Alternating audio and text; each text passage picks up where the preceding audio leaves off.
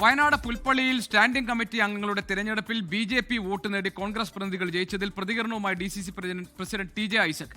BJP. Vote സ്വീകരിക്കുന്നതുമായി ബന്ധപ്പെട്ട് ഒരു ധാരണയും ഉണ്ടായിരുന്നില്ല. ബി.ജെ.പിയുമായി ധാരണയിലെത്തിയാൽ മറ്റാരും ഇടപെട്ടതായി പരാതി വന്നിട്ടുമില്ല. അത്തരം പരാതി വന്നാൽ പരിശോധിക്കുമെന്നും ടി.ജെ. ഐസക് 24നോട് പറഞ്ഞു. സുർജിത് അയ്യപ്പൻ ഞങ്ങളുടെ പ്രതിനിധി തയ്യാറാക്കിയ റിപ്പോർട്ടിലേക്ക്.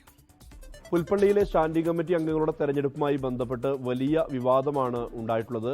LDF-ന് ഭൂരിപക്ഷമുള്ള ഭരണസമിതിയാണ് പുൽപ്പള്ളിയിലേത്. പക്ഷേ അവിടെ BJP-യുടെ സഹായത്താൽ 2 കോൺഗ്രസ് പ്രതിനിധികൾ സ്റ്റാൻഡിംഗ് കമ്മിറ്റിയിലേക്ക് തെരഞ്ഞെടുക്കപ്പെട്ട സാഹചര്യമാണ് വിവാദത്തിന് ഇടയാക്കിയത്. ഈ സാഹചര്യത്തിൽ DCC പ്രസിഡന്റായിട്ടുള്ള ടി.ജെ. ഐസക് നമ്മോട് പ്രതികരിക്കുകയാണ്. ടി.ജെ. ഐസക് നമ്മോടൊപ്പം ചേരുകയാണ്.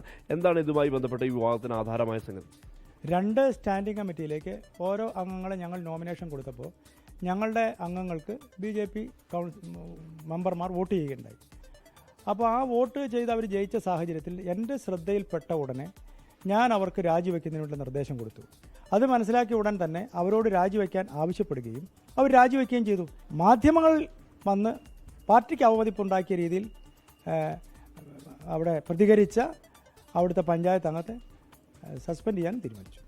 അത് ഒരുപക്ഷെ അദ്ദേഹം പറഞ്ഞത് പാർലമെന്ററി പാർട്ടി യോഗം ചേർന്നതിന്റെ അടിസ്ഥാനത്തിലാണ് BJP-യുടെ പിന്തുണ സ്വീകരിക്കാൻ തീരുമാനിച്ചതെന്നുള്ളതാണ് അദ്ദേഹം പറഞ്ഞത്. 24 പോലൊരു ചാനലിന് മുമ്പിൽ വന്ന് പറയണം അദ്ദേഹത്തോട് പറയിപ്പിച്ചതാണ്. അത് രാഷ്ട്രീയമായി കോൺഗ്രസിനെ എന്ന് മോശമാക്കുന്നതിന് വേണ്ടി അവർ ചെയ്ത ആരോ വളരെ ബോധപൂർവമായി ചെയ്ത ഒരു പ്രവൃത്തിയായിട്ട് എനിക്കതിനെ കാണാൻ കഴിയും. അദ്ദേഹത്തെ സസ്പെൻഡ് ചെയ്ത നടപടിയാണോ സ്വീകരിച്ചത്? സസ്പെൻഡ് ചെയ്തു. അപ്പോൾ ഈ BJP-ആയിട്ട് ധാരണയിൽ എത്താൻ വേണ്ടിയിട്ട് ഇടപെട്ട ആൾക്ക് നടപടിയൊന്നുമില്ല. അല്ല, അവർ ആരും ഇടപെട്ടുവെന്ന് എനിക്ക് അങ്ങനെ ഒരു പരാതി എൻ്റെ മുമ്പിൽ വന്നിട്ടില്ലല്ലോ. ഒരുപക്ഷെ CPM ഉന്നയിക്കുന്ന പ്രധാനപ്പെട്ട ആരോപണം ഇതിനകത്ത് ഒരു ഉന്നതതല ഇടപെടൽ ഉണ്ടായിട്ടുണ്ട്. അത് KPC ജനറൽ സെക്രട്ടറിയാണ് അതിനുവേണ്ടി ചുക്കാൻ പിടിച്ചെന്നുള്ള ഉൾപ്പെടെയുള്ള ആരോപണം CPM ജില്ലാ സെക്രട്ടറി തന്നെ ആരോപണമായിട്ട് ഉന്നയിക്കുന്നുണ്ട്. അതിനെക്കുറിച്ച് എന്താ മറുപടി?